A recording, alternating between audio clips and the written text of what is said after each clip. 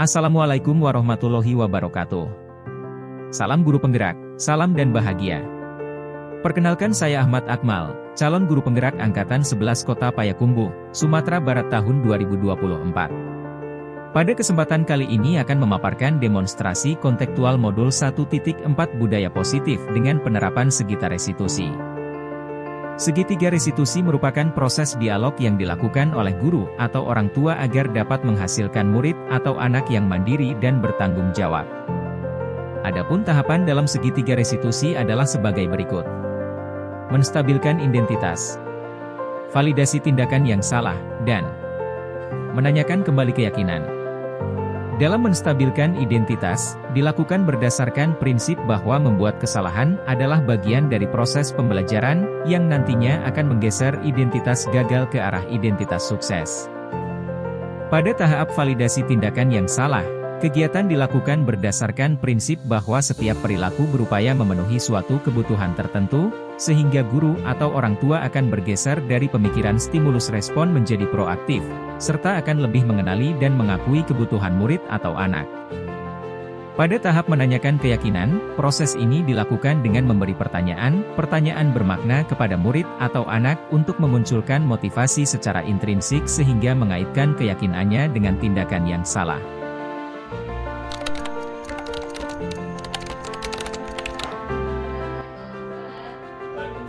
Masuk air dan ya, masuk.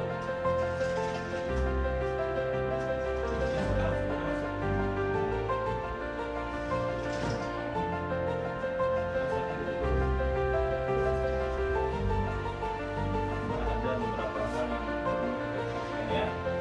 Ini sebelumnya kamu pengen pulang. Udah. Ini kira-kira kamu nggak kenapa ya?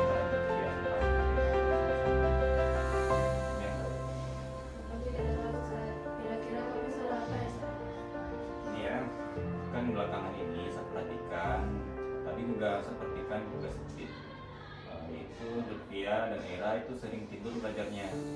Kira-kira kalau boleh tahu, kenapa bisa tidur, kenapa tidak semangat lagi belajarnya?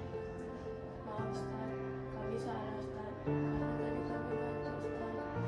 Ustaz, kami kebetulan kalau kami bantu Ustaz. Mengantuk dan tidur siang. Ini menurut Lutfia dan Era ini saya minta pendapat dulu ya. Tidur di kelas itu apakah baik? Apakah ada manfaatnya untuk Era dan Lutfia? Sementara saya menjelaskan bagaimana tidur berdua di belakang. Kira-kira ada manfaatnya?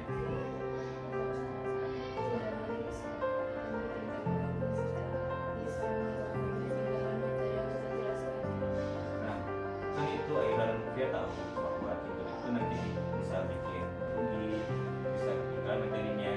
Kalau boleh tahu, kenapa semalam tidurnya? Kenapa bisa di kelas bisa nanti mengantuk lagi? Jam 11 sebenarnya. Kalau saya boleh tahu, apa kegiatannya? Kan kegiatan malam itu di pesantren kan biasanya hanya sampai jam setengah 10. Jam 10 kan biasanya kan udah diinstruksikan tidur oleh pimpinannya. Ini kenapa sampai jam 11 masih belum tidur?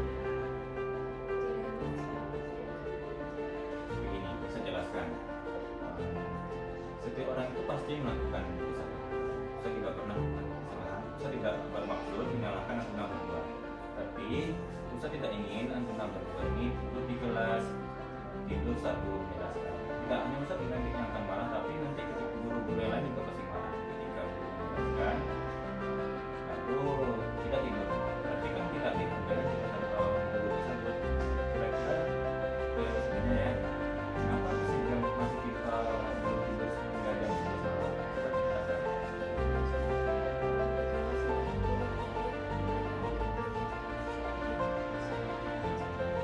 Ya.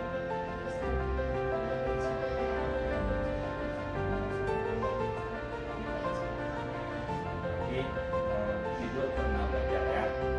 Jadi sebenarnya yang Aira lebih itu bagus karena kan melakukan pembelajaran. Tapi kita harus ingat kita itu di sekolah ada kewajiban, di asrama juga ada kewajiban, sore ada kegiatan. Berarti kita harus pandai-pandai bagi waktu. Kita kan sebenarnya tubuh kita itu juga butuh istirahat. Kenapa tubuh kita mengantuk setiap hari? Karena tubuh kita butuh istirahat juga. Kenapa? Karena dari tadi malam kita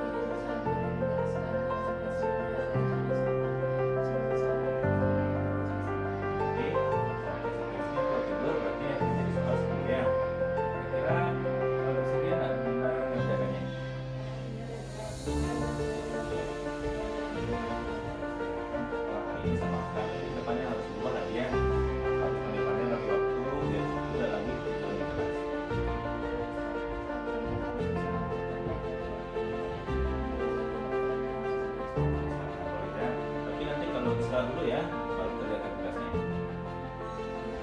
Kan ya, silakan tugas semua ya.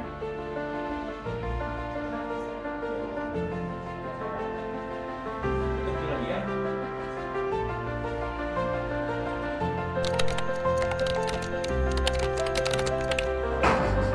Assalamualaikum Ustaz. Salam, sudah masuk. Dengan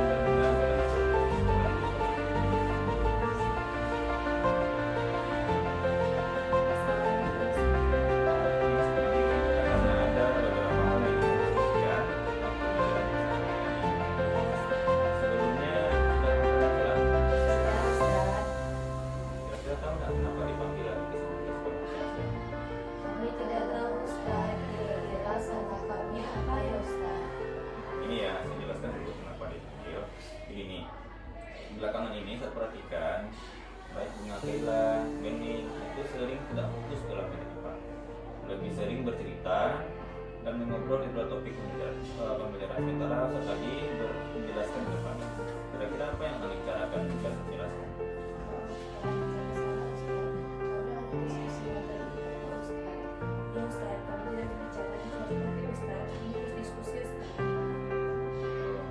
Ini sebenarnya seperti ya. Kira-kira menurut Bening dan Bunga itu berbicara di kelas saat guru sedang menjelaskan di depan, kira-kira baik atau tidak?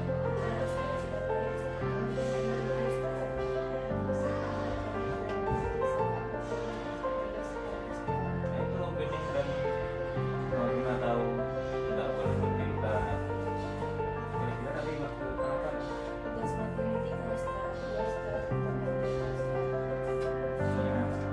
kan saya mengerjakan IPA. Sekarang Bella dengan Bening itu membahas MTK.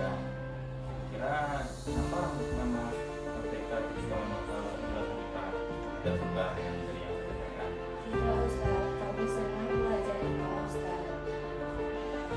Ini Bening, nah setiap orang itu pasti nggak pernah salah.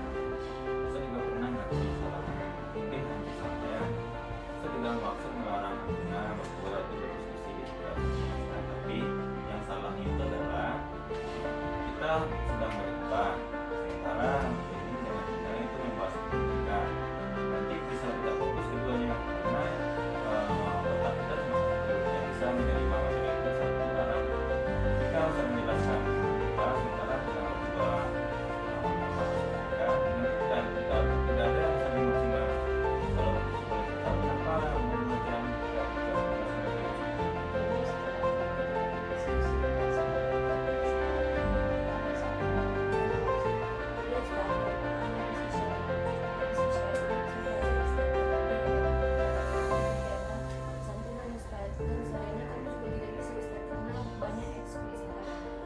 berarti belajar karena persiapan UTH.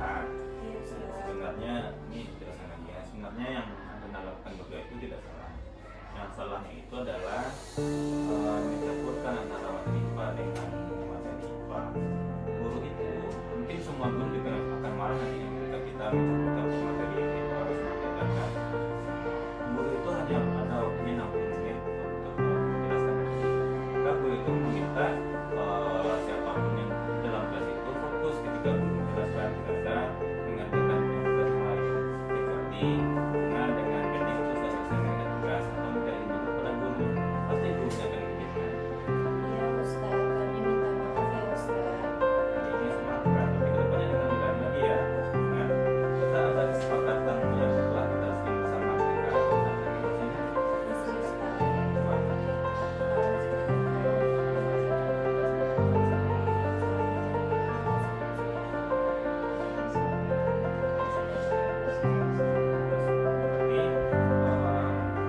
Bunga dengan Bening bersedia ya mengerjakan tugasnya walaupun sudah semakan.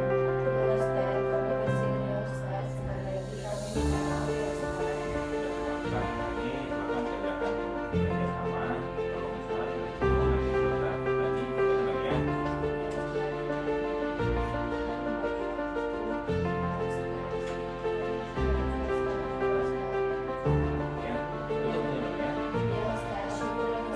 Assalamualaikum Ustaz.